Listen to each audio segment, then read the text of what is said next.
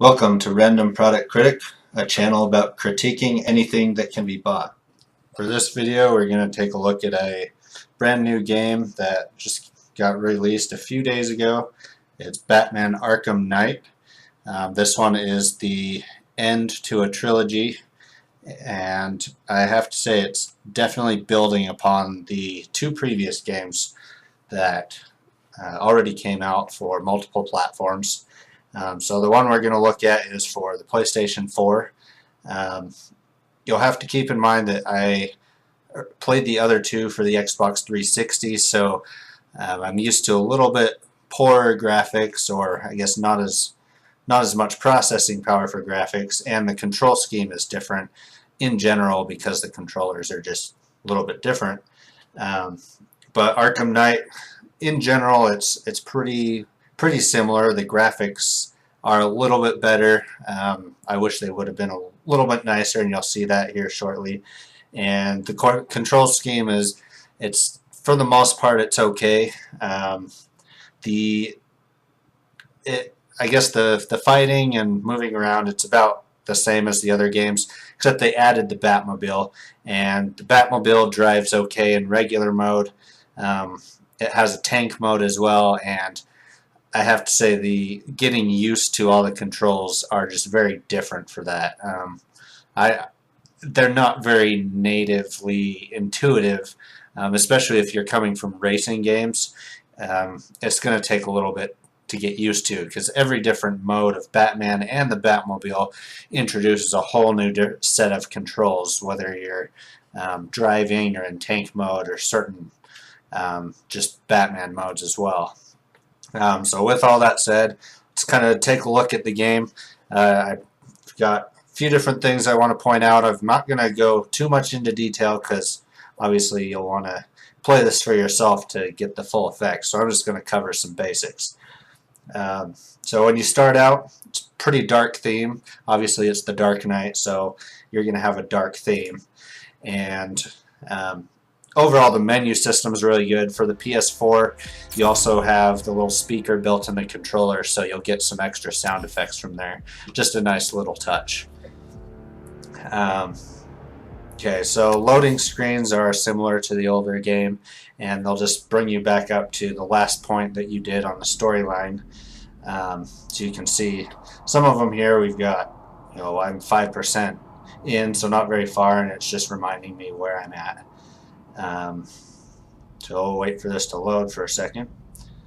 Okay, so the first thing, you start out kind of weak Batman, but very soon you get this awesome suit. It's an upgraded suit. You move faster. You've got some special abilities. It's a little bit stronger than previous games. The coolest thing about it is it has some new features built in, like taking down enemies faster, having quicker movements through vents, things like that.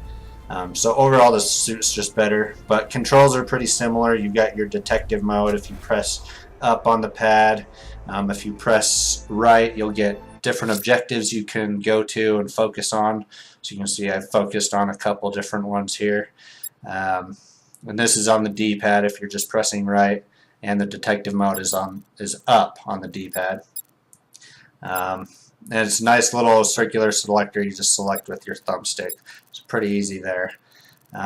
If you press on the left on the D-pad, you'll get all your AR challenges, very similar to the other games, except you've got a lot more of them, especially because you have the Batmobile, and there's extra racing challenges and things to do with that. So there's a lot of new ones in here. Some of them are pretty tough right out of the gate. And then if you press down on the D-pad, you also have your standard weapons. You can have a lot more than you started out in previous games. But obviously you're going to get more. You can see this circle is missing. Looks like 4 spots. So there are a few things. What's cool about this is you can have a remote control for your Batmobile. So I selected that, and I'm not actually in the Batmobile, but I can drive it around if I'm within range. So you can see I'm kind of just driving that. Batmobile is very different, very new, because it is part tank.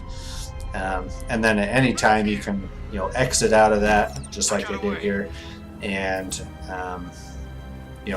go back to regular mode. Zooming is about the same. Your Batclaw R1, you can see that popping up. It's pretty much the same, and you get these markers all over the place that identify different missions and AR challenges. So very similar gameplay. You get a lot of things already given to you at the start of the game that you had to earn in earlier games. It's like you've got your boost and the flying, all very similar, but you get it right out of the gate. You don't have to learn it or do anything extra for that. So you can see the graphics are a little bit better. They're not like fantastic, but overall it's not too bad. So here's the Batmobile. I call it by hitting the L1 button, and if you're anywhere within a street, it will automatically come to you and you can jump in it from right there, or it'll jump you in automatically. So you can see the design is just very different on this Batmobile. It's got rear back seats, it's got the one seat here that I'm entering. And then if we hold down the trigger, it'll turn us into tank mode. And tank mode is different from the regular driving because you can strafe on it, and it's got a cannon, things that you can shoot. But we're just going to drive around, just give you an idea of how quick this thing can move. Very powerful. Everyone runs away from it except for other tanks. And braking and reverse is not super intuitive. It's not a trigger. It's just holding the square, the square button for the PlayStation. But transforming is holding that trigger instead, so it's a little bit different there. And you can see here I've got my turret, a couple different turrets, and I can strafe left and right. So it's a very slow mode compared to regular driving, but it's also very powerful. It lets you maneuver nicely. It has lets you shoot at targets. It automatically will lock onto targets if you need it to. And transitioning is literally just holding that trigger or not holding the trigger. So kind of cool. You can see we've got a mini turret, and you've also got your main turret if you're going to be shooting other tanks. Another cool thing I just did here is if you're in the Batmobile and you start going, you can actually eject yourself from it and launch yourself. So you can do really far glides and get some awesome distance, and some challenges will rely on that heavily, just shooting yourself out of the Batmobile. So you can see there I also hit that L1 button. It came to me, I came right in it, and it came right where I pointed it to. So kind of nice on that. Batmobile is really used in this game. I'm actually really happy about that because previous games you didn't have any vehicle usage really, and this one it focuses a lot on the vehicle usage.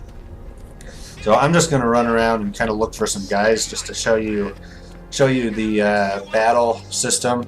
It's almost identical to the other games.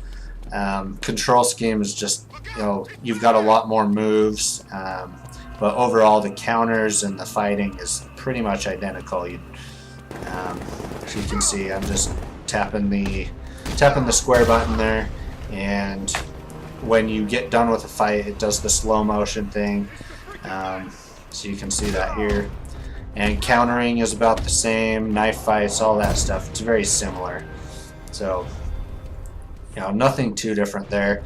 It does jump around to the characters the same way also as the other games. A lot of this game does require that you kind of know the control scheme of the previous games. There's not a lot of tutorials to catch you up to speed. So if you haven't played those other ones, I would recommend probably playing at least the second one. Just because it doesn't give you a lot of tutorials to start with. But you can see here, like, takedowns and everything are very similar to the other game. So that's really all there is to it about the Arkham Knight. I mean, there's obviously a lot more available, especially because we are on a higher end platform. But overall, it does stay true to the original games and just adds upon them. Especially this Batmobile mode. They're adding a lot into it. You can see just, you can drive around just about anywhere. Has some nice drifting and everything. So that's definitely an added fun feature to the game. So that's the Arkham Knight, and I hope you enjoyed. Thanks for watching. If you liked our video, please subscribe. Don't forget to thumbs up the video as well as share with others that may find this video interesting. If you'd like to make a request, click the link below in the description, and also feel free to take a look at some of our other random product videos.